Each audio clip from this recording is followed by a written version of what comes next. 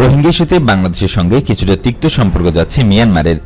প্রতিবেশী হিসেবে বাংলাদেশ প্রায় নিশ্চিত ছিল এই সমস্যার সমাধানে ভারত থেকে সক্রিয় সমর্থন পাবে, কিন্তু রোহিঙ্গা ইস্যুতে ভারতের অবস্থান রীতিমতো অবাক করেছে বাংলাদেশের নীতি নির্ধারকদের। নিজেকে বাংলাদেশের অকৃত্রিম বন্ধু বলে দাবি করলেও ভারতের এমন আচরণ শীর্ষ নেতাদের ভারত বাংলাদেশ সম্পর্ক নিয়ে পুনরায় ভাবতে বাধ্য করে। এছাড়াও বাংলাদেশের বিরুদ্ধে শক্তি প্রদর্শনে মিয়ানমারকে সামরিক সহযোগিতা দিয়ে যাচ্ছে ভারত।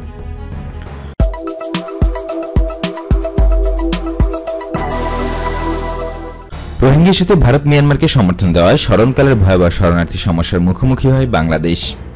রোহিঙ্গা ইস্যুতে মিয়ানমারকে শুধু সমর্থন দিয়ে ক্ষান্ত হয়নি ভারত, সামরিকভাবে বিভিন্ন সাহায্য সহযোগিতা করছে, যা বাংলাদেশের জন্য হুমকির বিষয়।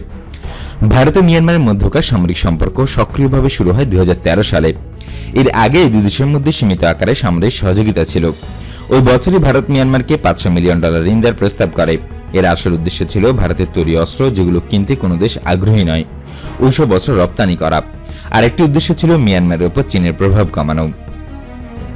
সামরিকভাবে মিয়ানমারকে যেসব সুবিধা দিচ্ছে ভারত, তার মধ্যে উল্লেখযোগ্য হল মিয়ানমার রাশিয়া থেকে অত্যাধুনিক Su-30 ফাইটার কিনবে। এই ফাইটারের জন্য মিয়ানমারের পাইলটদের সব ধরনের ট্রেনিং দিচ্ছে ভারত। এছাড়াও ভারত মিয়ানমারের ফ্লিটের রক্ষণাবেক্ষণ, স্পেয়ার পার্টস সাপ্লাই দেবে। মিয়ানমারকে কিলো ক্লাস সাবমেরিন ও ক্রুর প্রশিক্ষণ প্রদান করবে ভারত। ভারতের প্রযুক্তিতে তৈরি স্বল্প পাল্লার টর্পেডো সিস্টেম মিয়ানমারকে দেওয়া হবে। Mi-35 হেলিকপ্টারের ক্রুদের ট্রেনিং ও রক্ষণাবেক্ষণ চুক্তি হয়েছে দেশটির সঙ্গে।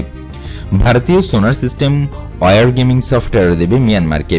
কিছু artillery, mortar, night vision system, communication সরঞ্জাম, রাইফেল সরবরাহ করছে দেশটি।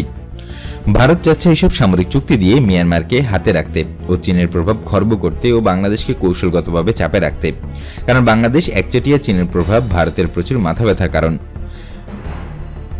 বাংলাদেশে একচেটিয়া চীনের প্রভাব ভারতের প্রচুর মাথা ব্যথার কারণ। বাংলাদেশে শুধু অর্থনৈতিক ক্ষেত্রেই নয়, সামরিক বাহিনীর অস্ত্র সরবরাহ চীনের একচেটিয়া প্রাধান্য। চীনের সাথে $1 বিলিয়ন অস্ত্র চুক্তিতে ভারত বরাবরই ঈর্ষণীয়।